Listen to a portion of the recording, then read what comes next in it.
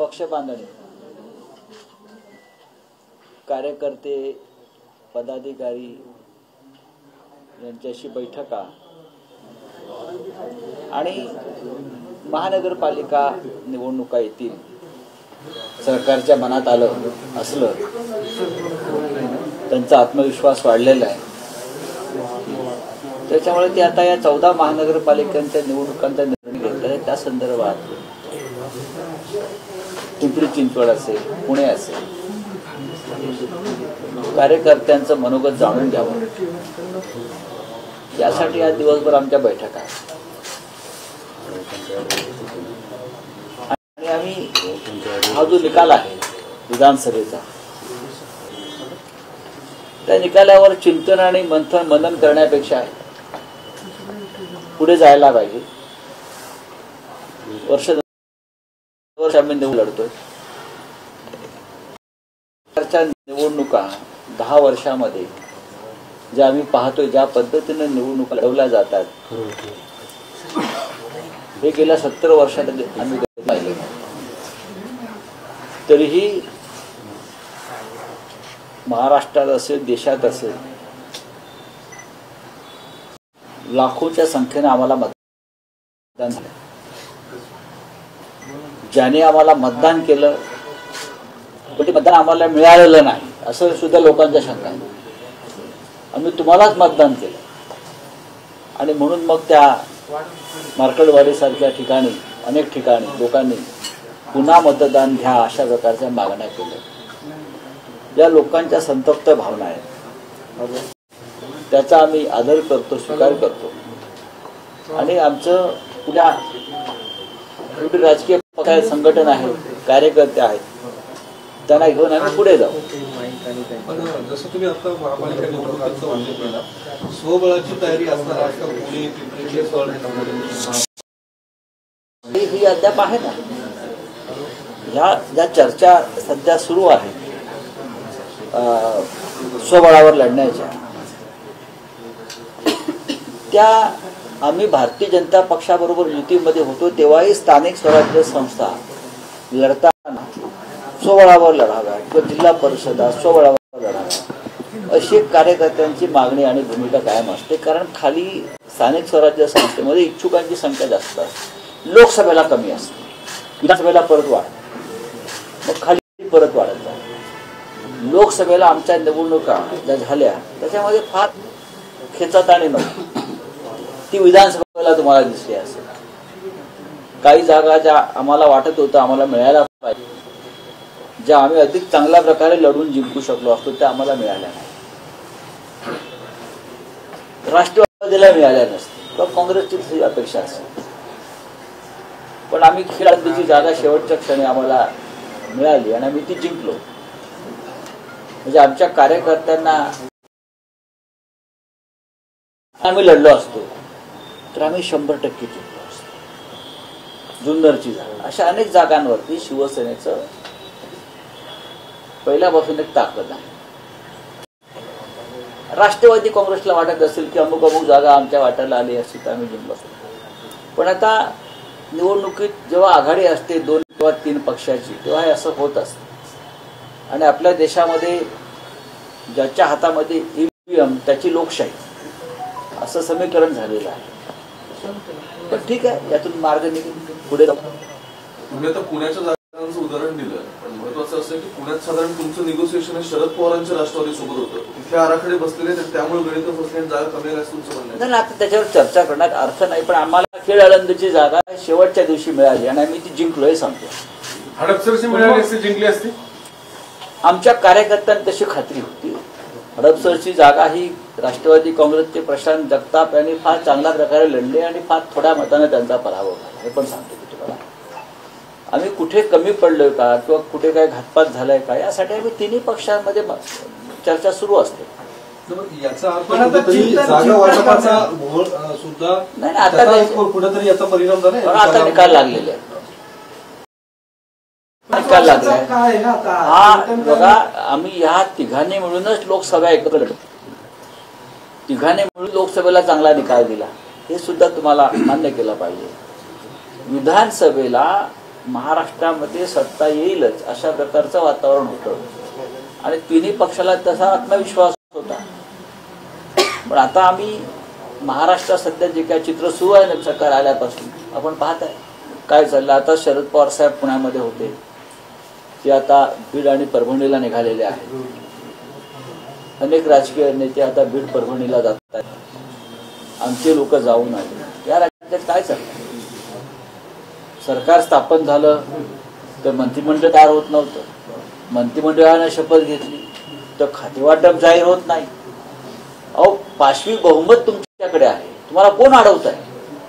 225 आमदारांचं बहुमत ज्या आघाडीकडे किंवा ज्या पक्षाकडे आहे त्यात स्वतः भारतीय जनता पक्षाकडे जवळजवळ 125 जागा, 132च्या वर जागा आहे, 40 जागा आहे, 140. तरी तुम्हाला आता खाते वाटप करता येत नाही.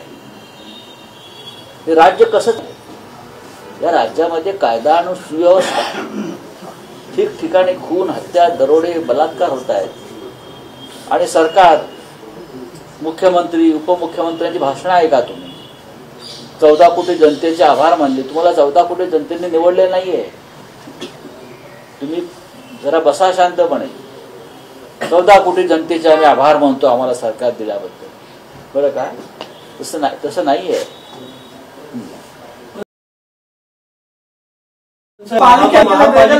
महापालिका निवडणुकीमध्ये तरी कार्यकर्त्यांचं ऐकलं कसं? आता मुंबई महानगरपालिका हा एक फार कळीचा मुद्दा असतो. मुंबई महानगरपालिकेमध्ये शिवसेना हा एक महत्वाचा फॅक्टर आहे आणि आम्ही 10 जागा जिंकल्या. तरी या एवढा कठीण परिस्थितीत आम्ही 10 जागा जिंकल्या. आमच्या 4 जागा कमी मतांना मुंबई महानगरपालिकेवरती आम्हाला काही करून सत्ता मिळवावीच लागेल, नाहीतर मुंबई वेगळी होईल. आपण पाहत्या मराठी माणसावर ज्या प्रकारे हल्ले सुरू आहेत. सोबळाची तयारी सुरू. एक महत्वाचा विषय, बाकीच्या पालिकांपेक्षा बीएनसी ही त्यातल्यात ऑडमॅन आउट आहे. कारण यंदा तुम्हाला तिथे फक्त भाजप सोबत नाही तर यावेळी तुम्हाला तिथे शिंदेसोबत सुद्धा लढावं लागणार आहे. अशा वेळी एक्झॅक्टली तुम्ही सोबळाचा नारा तुमच्यासाठी मुंबई महानगरपालिकेमध्ये माननीय उद्धव ठाकरे साहेब पक्षप्रमुख आणि आम्ही सगळे बसून त्याच्यावरती आमच्याकडे चर्चा सुरू आहे. कार्यकर्त्यांचा जो रेटा असतो खालून तो स्वबळाचाच आहे. शिवसैनिकांचा जो एक रेटा असतो तो स्वबळाचा आहे. आणि मुंबईमध्ये शिवसेनेची निर्विवाद ताकद. मुंबईमध्ये आमच्या वाट्याला आणखी 10 जागा आल्या असत्या तर आम्ही त्या जागा जिंकलो असतो. ते पण तुम्हाला मी सांगतो. पण तसं होऊ शकलं नाही. आता मुंबई आम्हाला लढावंच लागेल आणि आमच्या सगळ्या प्रमुख कार्यकर्त्यांची, नेत्यांची जी मानसिकता आहे, मी मुंबई पुरतं बोलतो. याचा अर्थ महाविकास आघाडी तुटली असं होत नाही. आम्ही भारतीय जनता पक्षाबरोबर असताना सुद्धा आम्ही महानगरपालिका स्वतंत्रपणे लढलेलो आहोत. स्थानिक स्वतंत्र लढलेलो आहोत. आता त्याच्यातून आम्ही कसं काय मार्ग काढायचा पाहतो. आता पुणे असेल, पुण्यामध्ये असेल किंवा पिंपरी चिंचवड असेल, नाशिक असेल, महाविकास आघाडी आहेच. पण मुंबईचं महत्व हे महाराष्ट्रात आणि देशाच्या नकाशावर फार वेगळं आहे. तिथे जर शिवसेनेची ताकद नसेल तर 100% आज मुंबईचं ओरबडणं सुरू आहे, उद्या तुकडा पडेल. मुंबई असं म्हटलेलं नाही. महापालिका म्हणून लढणार का? मी असं कोणती कमिटमेंट केलेली नाही. मी आमच्या कार्यकर्त्यांची एक इच्छा आहे की मुंबई आपण स्वतंत्रपणे लढलो तर आपण चांगल्या प्रकारे निकाल देऊ शकतो, असं एक कार्यकर्त्यांची एक भावना असते. आणि त्यानुसार संपूर्ण महाराष्ट्रामधल्या 14 महानगरपालिकांच्या संदर्भात एकत्र बसून आम्हाला असेसमेंट घ्यावं लागेल.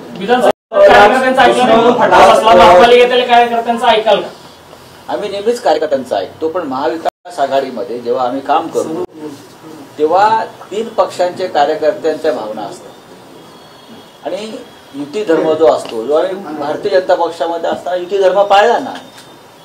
आमच्या अनेक महत्वाच्या जागा भाजपने खेचल्या आणि त्या जागेवरती कायमस्वरूपी त्यांनी कब्जा घेतला, ताबा घेतला. ज्या आमच्या जागा असायच्या पण जागा वाटपामध्ये मागणी असायची. आम्ही म्हणायचो हिंदुत्ववादी मत आहेत, जाऊ नयेत.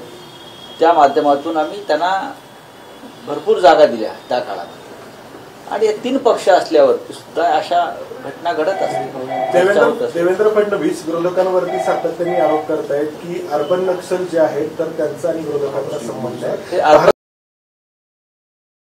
जोडो यात्रेमध्ये देखील नाहीत त्या अर्बन नक्षलांशी संबंधित आहेत. काठमांडू किंवा महाराष्ट्र सरकार काठमांडूचं कौतुक फार होतं भारतीय जनता पक्षाला आणि RSSला एकमेव हिंदू राष्ट्र म्हणून. तुम्ही ते वाचवायला पाहिजे होतं ना. नेपाळशी आणि आपले एक भावनिक सांस्कृतिक धार्मिक संबंध असतील आणि तिथे भारतापेक्षा चीनचा प्रभाव वाढला असेल किंवा पाकिस्तानचा प्रभाव वाढला असेल त्याला जबाबदार गेल्या 10 वर्षातील मोदींची धोरणं आहेत. नेपाळसारखा देश तुम्हाला सांभाळता आला नसेल तरी तुमचं अपयश हे लक्षात घ्या. तिथे माओवाद्यांचा प्रभाव वाढला कारण चीनचा प्रभाव वाढला आणि भारत कमजोर पडला. विश्वगुरु काय करतात? आता तुमचा जो प्रश्न आहे की अर्बन नक्षलवाद हा भारत जोडो यात्रामध्ये होते हे तुम्ही कोण ठरवणार? देवेंद्र फडणवीस यांच्याकडे असं माप आहे की निवृत्त आर्मी अधिकारी त्या भारत जोडो यात्रेमध्ये चालले. अनेक कलाकार, अनेक सामाजिक कार्यकर्ते, तुषार गांधींसारखे नेते, काँग्रेसचे नेते, इतर त्यांच्या पक्षाचे नेते, अखिलेश यादव असतील, महाराष्ट्र, मी स्वतः राहुल गांधींबरोबर पठाणकोट पासून जम्मू काश्मीरपर्यंत 28 किलोमीटर चाललो. मी अर्बन नक्षलवादी असेल का? आहे का? त्यांनी सांगावं. पुण्यातून अमोल पालेकर यात्रेत सहभागी झाले होते ना. मग ते अर्बन नक्षलवादी आहेत का? काही बोलता येईल. हातात सत्ता आहे तुमच्या म्हणून तुम्ही काही बोलता. कुठे अर्बन नक्षलवाद? अर्बन नक्षलवाद असेल तर तुम्ही त्यांना परवा गृहमंत्री म्हटल्यामुळे नक्षलवाद खतम करून टाकला म्हणून तुम्ही तुमच्या गृहमंत्र्यांना आव्हान देताय. एक प्रकारे आम्ही सगळे होतो भारत जोडो यात्रेमध्ये. भारत जोडो यात्रेमध्ये किंवा भारत न्याय यात्रेमध्ये समाजातला प्रत्येक घटक त्या यात्रेमध्ये सामील झाला होता. अनेक ठिकाणी त्यांचे शिवसैनिकांनी स्वागत केले. एक अर्बन नक्षलवादी आहेत का? मग तुम्ही कोण आहात? कोण आहेत? मग परवा संसदेत राहुल गांधीच्या विरुद्ध FIR झाली. आता ती केस क्राईम ब्रांचला दिली गेली, ट्रान्सफर केली. कसं बघतात? बघा, ती केस ते ईडीला देऊ शकतात. ती केस ते अमेरिकेतल्या FBI ला देऊ शकतात. हे मोदींसाठी काय करू शकतात? खोटे त्यांचं एकच हत्यार आहे, खोटे गुन्हे दाखल करणं, मोहीम राबवणं, लोकांना टाकणं खोट्या प्रकरणामध्ये. हेच भारतीय जनता पक्षाचे सगळ्यात मोठं हत्यार आहे. पण आमच्यासारख्या लोक आहे जे तुमच्या या हत्यारांना घाबरत नाही आणि त्या हत्यारांशी आम्ही लढत असतो. अधिवेशन संपत आहे तरी अजून मंत्रिमंडळाचं खाती वाटप होत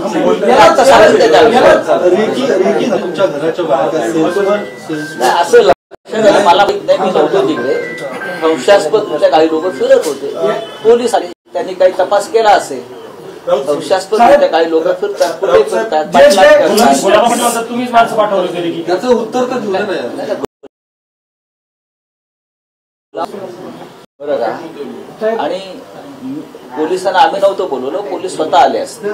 निष्ठावान जे शिवसैनिक आहेत म्हणजे अब्दुल सत्तार केसरकर किंवा यांना मंत्रिपद दिलं गेलं नाही. मित्रांनो, निष्ठावान कसं काय म्हणतात? शिवसेना त्यांची ना कशी काय ते म्हणतात ना शिवसेना. ते काही म्हणलो ते उद्या म्हणतील की मोदी आमचा, भाजप आमचा, ते काही म्हणू शकतात. हे बिघडलेले लोक आहेत सगळे. बघा, मुळात हे गद्दार आहे. यांना निष्ठावान तुम्ही कसं काय म्हणता? हे बेमान लोक आहेत. मूळ शिवसेना पक्ष सोडून स्वार्थासाठी जे गेले ते निष्ठावान कसे? अमित शहा, नरेंद्र मोदी आणि निवडणूक आयोगाने त्यांच्या दाव्यामध्ये पक्ष दिला असेल. ही लांडी लवाडीच आहे ना. कायद्यानेच दिला ना त्यांना. या देशात कायद्याचं राज्य चालू आहे का? या देशामध्ये न्यायालय, निवडणूक आयोग, राज्यघटना जर मानली असती तर हा देश खूप पुढे गेला असता. त्यावेळी यासाठी ठरलं की विदर्भ कायदा करण्यात आला की साधारणपणे 4 आठवड्यांचं ते अधिवेशन दरवेळी व्हावं. आता 1 आठवड्यामध्येच ते गुंडाळत जातं. त्याला जबाबदार बघा, आता आज शेवटचा दिवस आहे, तर त्या शेवटच्या दिवशी देखील अनेकांना दम धरवला नाही. हसन मुश्रीफ असतील किंवा आंबेडकर ते आज शेवटच्या दिवशी कोल्हापूर पोहोचले, तिथं त्यांच्या मिरवणुका सुरू झाल्या. महाराष्ट्राची स्थापना होत असताना विदर्भाची एक वेगळी भूमिका होती. त्याच्यामुळे नागपूरला उपराजधानीचा दर्जा दिला आणि विधानसभेचं हिवाळी अधिवेशन हे विदर्भात करून विदर्भातल्या प्रश्नांना तड द्यावी अशी ती तेव्हाची भूमिका होती. आता अधिवेशने गुंडाळली जातात 7-8 दिवसात. आता मुख्यमंत्री विदर्भाचेच आहेत ना, मुख्यमंत्री विदर्भाचे आहेत, त्यांची जबाबदारी आहे अधिवेशन पूर्ण काळ चालवणं, 1 महिना चालवणं, 4 आठवडे चालवणं, ही जबाबदारी कोणाची आहे? जे कालपर्यंत स्वतंत्र विदर्भ मागत होते, आमच्यावरती अन्याय होतो म्हणून, तेच हे लोक आहेत, तेच मुख्यमंत्री आहेत. मग ते एक 4 आठवड्याचं अधिवेशन चालवू शकत नसतील तर त्याचा दोष तुम्ही संपूर्ण महाराष्ट्राला देऊ नका. तुम्ही कमजोर आहात, तुम्ही असफल आहात. दुसरं की हे जे मंत्री नवीन बनलेले आहेत त्यांच्या मिरवणुका आजच सुरू झाल्या. शेवटचा दिवस आहे तरी प्रदेशनामध्ये होता, ते मिरवणुका सुरू झाल्या आणि खाते वाटपाचं पत्ता नाही आलं. आता त्याच्यावरती मंत्रिमंडळाला शिस्त लावण्याचं काम हे मुख्यमंत्र्यांचं असतं. मुख्यमंत्री हे हेडमास्टर आहेत. मुख्यमंत्र्यांचं लक्ष म्हणजे विरोधक काय करतायत, विरोधकांना कसं अडकवता येईल मध्येच असल्यामुळं ते तेवढं सुपर राहिले सरकार त्यांचं. हिंदी में कुछ है? हाँ, बहुत सारा है सर. चलो हिंदी में बोलो. राहुल गांधी का जो केस था पार्लियामेंट में जो हुआ, वो धक्का मुक्की का केस क्राइम ब्रांच को दे दिया गया है, कैसे देखते हैं? मैंने कहा कि ये धक्का मुक्की का केस है. ये भारतीय जनता पार्टी के लोगों ने मुंबई कांग्रेस के कार्यालय के ऊपर हमला किया. उसमें कुछ लोग गंभीर तरीके से इंजर्ड हो. हाँ, अगर एक नागरिक का देखिए, दोनों की केस, मुंबई की केस ज्यादा सीरियस है. हाँ, पत्रकारों के ऊपर हमला, लाठीचार्ज हो. राहुल गांधी जी के साथ उस दिन हम भी थे. अम्बेडकर पुतला से हम आगे चले आए. मेरे सामने राहुल गांधी जी पार्लियामेंट अंदर चले गए थे. उस वक्त हम भी अंदर गए. तो धक्का मुक्की करने वहां कहाँ है राहुल जी, कहाँ आए? देखो, जया बच्चन जी ने बहुत ही अच्छी बात कही.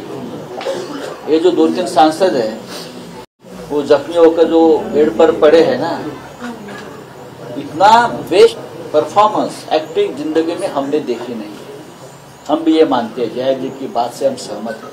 क्या है कि लेकिन उनका जो बॉस है नरेंद्र मोदी जी, वही इतने बड़े एक्टर, नट सम्राट है, तो उनके बच्चे भी ऐसे होंगे ना. केस क्राइम ब्रांच को दे देना है. कहाँ भी दे देना. जो विरोधी है, देखो Rahul Gandhi leader of opposition है, समझना चाहिए मोदी जी और अमित शाह जी को. लीडर ऑफ अपोजिशन है, खड़गे जी लीडर ऑफ अपोजिशन है. आप उनके खिलाफ इस प्रकार की केसेस दायर करते हो तो कौन सा लोकतंत्र इस देश में बचा है, कौन सा संविधान बचा है? जाने दो, राहुल गांधी डरने वाले आदमी नहीं, हम सब उनके साथ खड़े रहेंगे. शामिल थे, मंदिरों को तोड़ा गया और जो अन्याय है हिंदुओं का अभी भी जारी है, कैसे देखते हैं आप? आपने ऑलरेडी हमको पार्लियामेंट में इस विषय उठाने को दिया, बोलने को दिया. अडानी हो, बांग्लादेश में हिंदुओं के ऊपर अत्याचार, मंदिर तोड़ने की बात रखने दी, ये हिंदुत्ववादी सरकार है. हाँ, चलिए, थैंक यू.